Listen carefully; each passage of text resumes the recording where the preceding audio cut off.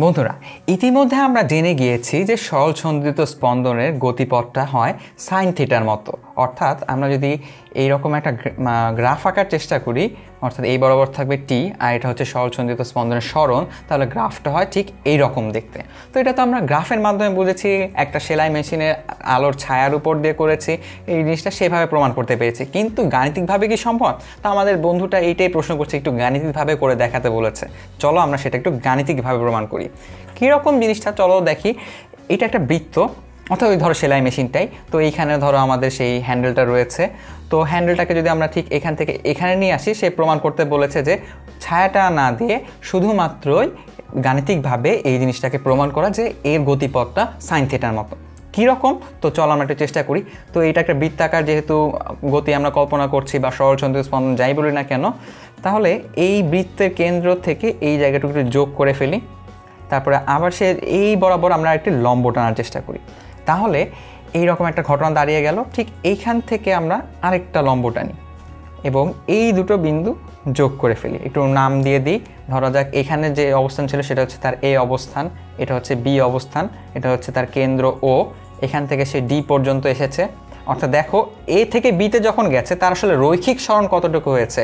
এই রৈখিক সরণটা ঠিক ও থেকে ডি পর্যন্ত হয়েছে, অর্থাৎ সে এক্স দূরত্ব অতিক্রম করেছে। আমরা শুধু রৈখিক সরণটা যদি চিন্তা করি, আমাদের প্রমাণ করতে হবে এই এক্সটা আসলে সাইন থিটার একটা ফাংশন। কিভাবে প্রমাণ করব চলো একটু দেখে ফেলি।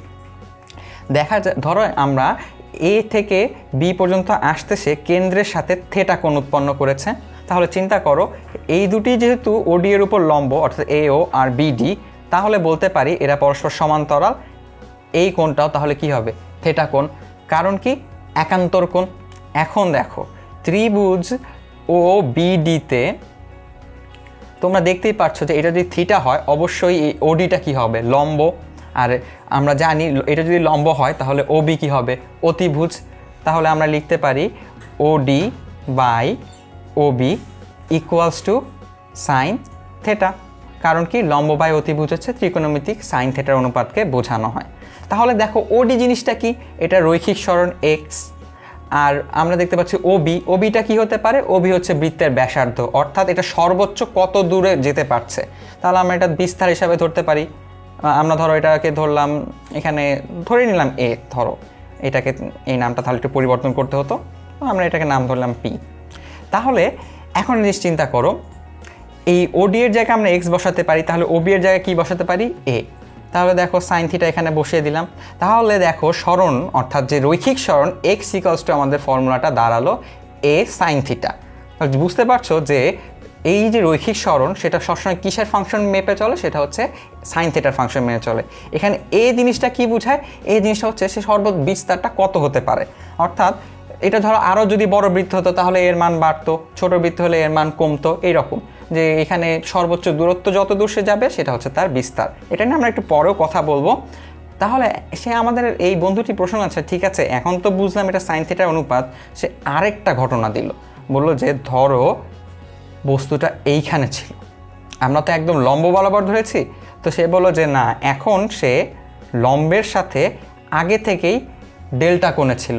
এখন আমাদের প্রমাণ করতে বলেছে যে কিভাবে এটা সাইন থিটা বা সাইন অনুপাত মেনে চলে সেটা একটু দেখাতে। তোমরা কি আশা করি এটা চিন্তা করে ফেলেছো যে কিভাবে এটা প্রমাণ করা যায়। আমি একটু তবু এঁকে দিই ব্যাপারটা, তাহলে বুঝতে পারবে। তাহলে দেখো এখানে যদি ডেল সে আগেই তৈরি করে থাকে তার মানে কি? সে এইখান থেকে আমরা চিন্তা করলাম সে আরেকটু সরেছে, ধরো এই বিন্দুতে আসলো, যেটাকে আমরা ধরলাম থিটা কোণ। তাহলে লম্বের সাথে তার মোট কোণ কত হলো? Theta plus lambda. তাহলে তার ক্ষেত্রে সরণ কতটুকু হবে? অবশ্যই x equals to A into sign. এখন কি আর থিটা লেখা যাবে? দেখো আগের বার শুধু থিটা ছিল, এখন লম্বের সাথে কোণ কতটুকু হয়েছে? Theta plus lambda. তাহলে আমরা লিখতে পারি যে জেনারেল ফর্মুলা হচ্ছে কোনো একটা সরলছন্দিত স্পন্দন বা বৃত্তীয় গতির ক্ষেত্রে x equals to A into sine theta plus delta. Delta হচ্ছে তার আদি দশা, অর্থাৎ পূর্বেই যদি সে কোনো কোণ তৈরি করে থাকে তাহলে সেটা হচ্ছে তার মান, আর থিটা হচ্ছে যেই মানটা সে অতিক্রম করেছে তার মান। ঠিক আছে, তাহলে আশা করি আমরা বুঝতে পেরেছি যে সরলছন্দিত স্পন্দনের গতি আসলেই সাইন থিটা বা বৃত্তীয় গতিটা সাইন থিটার অনুপাতটা মেনটেন করে চলে।